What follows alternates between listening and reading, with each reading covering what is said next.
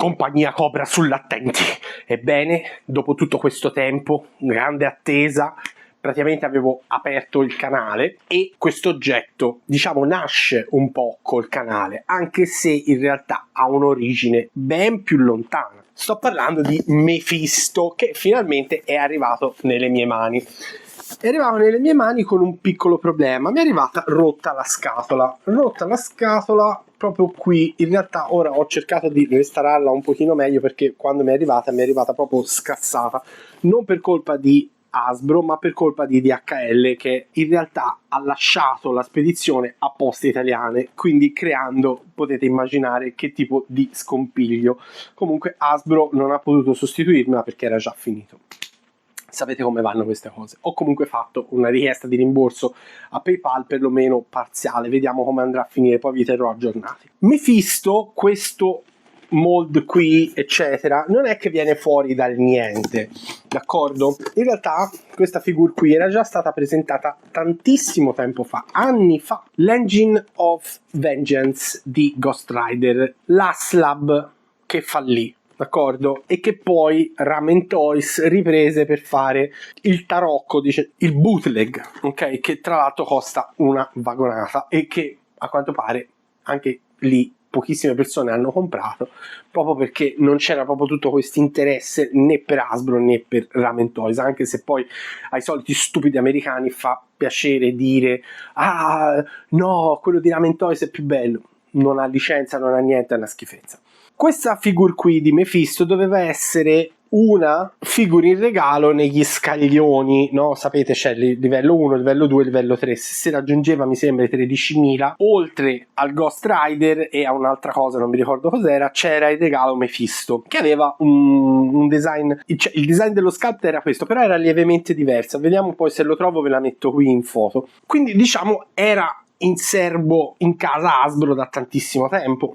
Quando fu annunciato non ebbe un po' una ricezione tiepida. Invece quando poi sono cominciate ad arrivare, ad essere recensite, chi non l'aveva prenotato si è trovato in grandissimo difetto, talmente tanto è grave il difetto che ora si trova al doppio del prezzo, si trova tra i 150 ai 200 euro sia in Europa che negli Stati Uniti, quindi c'è proprio una stratificazione molto molto importante riguardo Mephisto. Interessante però notare che l'Hulkbuster di Punisher ha raggiunto lo stesso valore, pur costando 20 euro meno. Sono cose da tenere in considerazione. Guardiamo quest'anno quello che ha prodotto Hasbro, cosa ha portato, perché se si va a guardare quello che dicono nei podcast americani sembra che Hasbro non abbia fatto niente quest'anno. In realtà sono state prodotte delle cose molto importanti, magari nell'idea generale su, non lo so, 60 figure, che non sono uscite 60 figure, dovrei andare a controllare, ma non sono uscite 60, non è che siano tutte eccellenze, certo, ma è stato un anno con delle figure importantissime che poi andranno a valere un sacco di soldi perché erano figure fighissime. Pausa un attimo. Ho comprato una cosa, ho comprato Jeff. Questo perché avrete notato Jeff è una statuina in Marvel Rivals che uscirà a novembre. Sarà solo possibile praticamente modificargli la testa che poi ruoterà. Questo invece è della Blockies ed è completamente articolato. L'ho pagato 27 euro, ok? Però è veramente full articulated, ok? Sì, ve lo dovete montare da sopra, da solo, che poi tra l'altro è la cosa più divertente del mondo, c'è anche la lingua che si muove, ci sono diversi tipi di lingua, si può montare una tipologia di occhi diversi, è veramente bellissimo, non so che dire. Se vi capita su AliExpress prendetelo perché è veramente stupendo, ne vale veramente la pena. Comunque per chi lo volesse è il Champions, ora le scatole ti arrivano tutte spaccate così perché chiaramente sono delle bestie quelli di AliExpress, però non ve ne deve fregare perché in realtà dentro ci sono questi sprue che non serve neanche la tenaglietta, si fa a mano, boom, è fatto. Io ci ho messo una mezz'oretta, bellissimo. Torniamo a noi. Mephisto, andiamo a guardarlo insieme, andiamo a vedere che cosa ci riserva questo incredibile personaggio. Andiamo a vedere. Ed eccoci qui davanti a Mephisto dopo tutto questo tempo. Alla fine è una figura attesissima e vediamo se regge, diciamo, il confronto con l'hype che si è creato. Allora, tanto per cominciare, la scatola è piena di accessori e li andremo a vedere dopo. Testiamo innanzitutto le giunture immediatamente e esaminiamo lo sculpt. Allora, lo sculpt, come potete vedere, e spero che si veda bene, c'è una differenza di colore qui davanti. È stato fatto un wash che forse è molto più visibile se si abbassa la luce temporaneamente. Vedete? Non so se adesso si riesce a vedere la differenza. C'è sui muscoli del braccio, qui del petto e qui sugli addominali. C'è anche un incredibile wash sulla faccia, guardate, più scuro in questo caso, guardate, che dettagli incredibili. Il body è ovviamente nuovo. Io pensavo che fosse preso da qualche altro body, invece no, è nuovo. Risistemiamo la luce un attimino, guardate che spettacolo. Allora, già di per sé così è una figure spettacolare, però andiamo a vedere appunto e testare tutte quante le cose, perché ci saranno sicuramente delle sorprese. Tanto per cominciare, non c'è la rotazione del bacino, ok? È una cosa che era stata annunciata e c'è una motivazione molto tecnica dietro. Siccome questa figure deve stare a sedere e questo panel, questo linen panel, non saprei come chiamarlo, ok, cioè questo panno che sta davanti, ok, è di plastica e quindi non sarebbe possibile tenerlo a sedere. Hanno quindi effettuato questo nuovo mold che permette di fare così, di staccarlo molto facilmente. Questo è il nuovo perno, non permette la rotazione perché è quadrato bloccato, però permette la facile estrazione di questo pannellino di plastica per poi sostituirlo con un pannellino di tessuto. Ed ecco qui che poi vi posso far vedere la figure 100% nude, ok?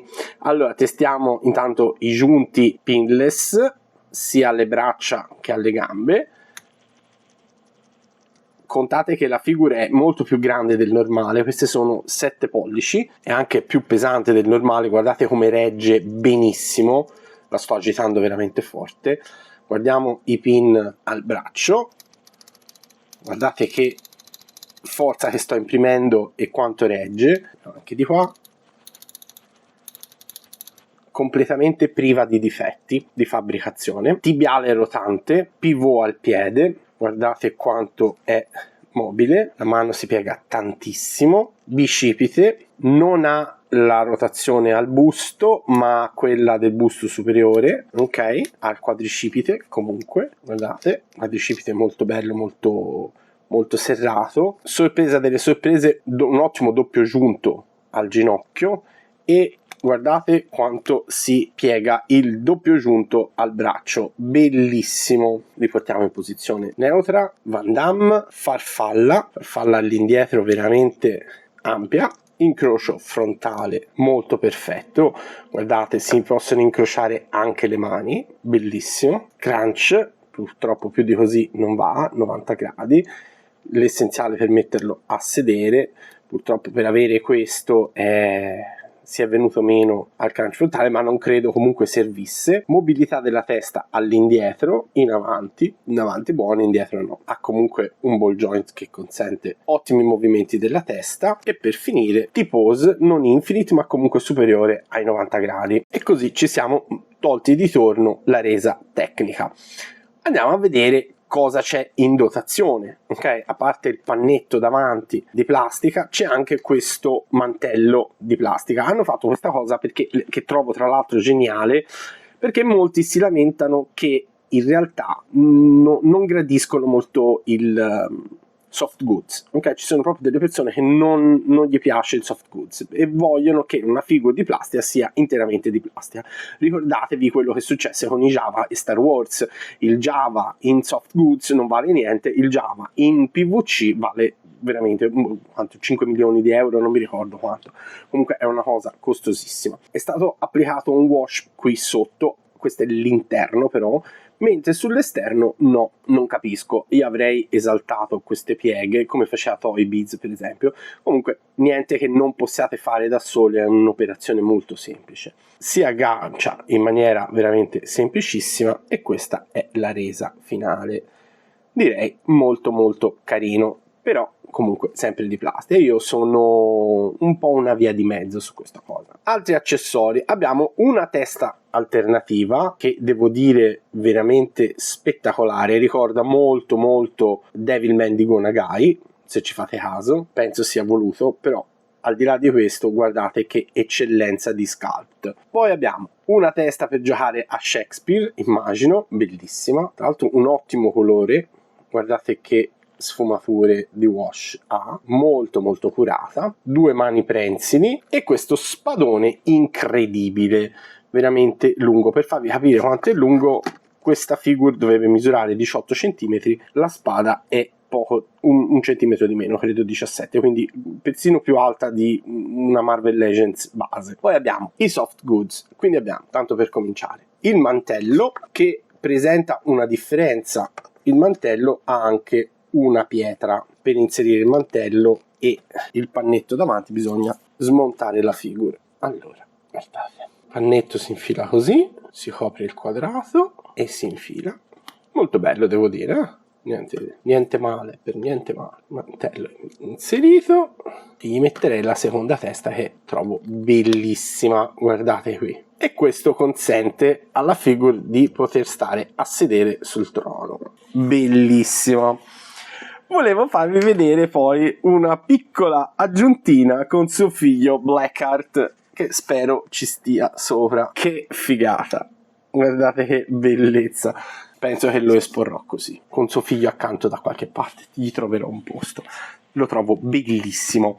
Mettiamo via e proviamo invece la posa con le mani prensili, giusto per vedere appunto e testare quanto possa reggere uno spadone comunque di questo peso, ed è eccezionale. Sono molto molto resistenti le giunture di questa figure, talmente resistenti che riescono a reggere il peso di una spada così grande. Anche se la spostiamo, se spostiamo il baricentro della figure con la spada all'indietro, viene retta in maniera esemplare. Comunque questa spada ha uno sculpt veramente eccellente, ed è anche di una resistenza pazzesca.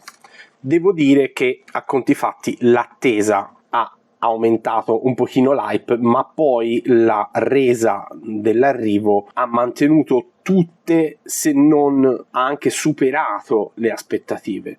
È veramente una delle figure più resistenti che abbia mai avuto tra le mani, soprattutto considerato il peso, perché non è indifferente rispetto ad altre Marvel Legends. E guardate comunque che spettacolo di sculpt. Certo, c'è da dire, il costo sembra eccessivo, ma voglio dire, pensate che questo sia leggero, è pesantissimo, credo sia 1 chilo di roba, è diviso in 2 pezzi e ha uno sculpt eccessivo. Guardate quanti dettagli ci sono, i millepiedi nel teschio, altri teschi, tutto con un wash incredibile, una catena, altro teschio, questo teschio gigante bellissimo, delle venature, incredibile, veramente incredibile. Forse io avrei accennato qualche wash di più. Questo wash qui per esempio secondo me non è dato molto bene, si poteva dare un pochino meglio, molto più magari in stile Diamond Select o ex Toy Biz, anche questo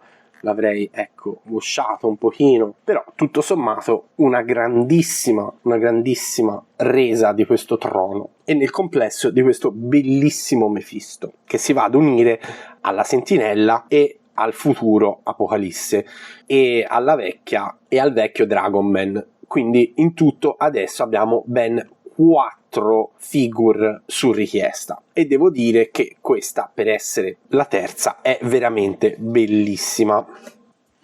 Che dire, l'hype era valido? Sì, secondo me è una figure anche questa da 9, ovviamente non 10. Perché non 10? Giustifichiamo questo perché non 10. Allora, io posso capire il giunto della vita, perché è stato fatto apposta per essere distaccato più volte senza danneggiare l'integrità strutturale della figure. Ok, questo immagino l'abbiate capito. Siamo tra persone intelligenti, non siamo tra americani, d'accordo? Quindi lasciate perdere quello che loro non hanno capito. È una scelta ingegneristica molto intelligente, è stato fatto anche l'inserto quadrato proprio per facilitare lo stacco con un minimo di torsione, quindi fa scalino e si alza senza veramente la minima forza. È stato veramente studiato, geniale. Io faccio così, tac, e si stacca. Ma se poi la tengo in posa rimane perfettamente in posa e non cade, non si distacca, eccetera. Una cosa intelligentissima. Però, ripeto, si poteva fare un doppio inserto. Si poteva fare praticamente un pezzettino nel mezzo, ok, che era la cintura, il livello della cintura che connette la pelvi con la cinta, che si staccava sotto la rotazione, il pivot, e sopra il puntino quadrato. Quindi cosa avrebbe consentito di fare? Avrebbe consentito il pivot, la rotazione, ok, e il pezzo di sopra fare entrare appunto gli inserti di plastica o di soft goods da sopra, lievemente più sopra, 5 mm sarebbero bastati, quindi praticamente un anello di plastica con sopra l'inserto quadrato e sotto la rotazione a pivot, che rimaneva attaccata, quella lì, la parte sotto rimaneva sempre attaccata a pivot, agganciata a martello, con il joint a martello, esattamente come, che ne so, Spider-Man, e sopra aggiungere un altro strato appunto con quella quadrata